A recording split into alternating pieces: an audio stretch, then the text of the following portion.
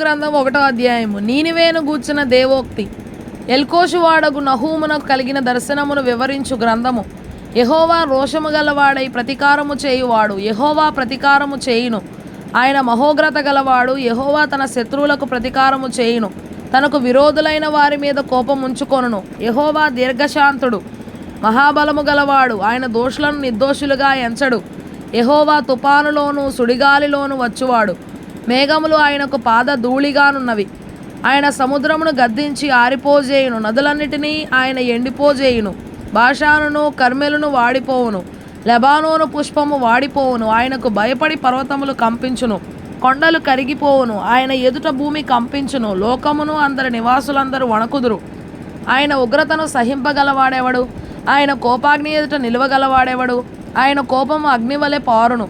ఆయన కొండలను కొట్టగా అవి బద్దలగును. యెహోవా ఉత్తముడు, శ్రమదినమందు ఆయన ఆశ్రయ దుర్గము. తన యందు నమ్మిక ఇంచు వారిని ఆయన ఎరుగును. ప్రళయ జలము వలె ఆయన ఆ పురస్థానమును నిర్మూలము చేయును. తన శత్రువులు అంధకారములో దిగువరకు ఆయన వారిని తరుమును. యెహోవాను గూర్చి మీ దురాలోచన ఏమి? బాధ రెండవ మారు రాకుండా ఆయన బొత్తిగా దాని నివారణ చేయును. ముళ్ళకంప వలె శత్రువులు కూడినను, వారు ద్రాక్షారసము త్రాగి మత్తులైనను ఎండిపోయిన చెత్త వలె కాలిపోవుదురు. నీనివే యెహోవా మీద దురాలోచన చేసి వ్యర్థమైన వాటిని బోధించిన వాడొకడు నీలో నుండి బయలుదేరి ఉన్నాడు. యెహోవా సెలవిచ్చినదేమనగా, వారు విస్తార జనమై పూర్ణ బలము కలిగి ఉన్నను, కోత ఎందైనట్లు వారు కోయబడి నిర్మూలమగుదురు.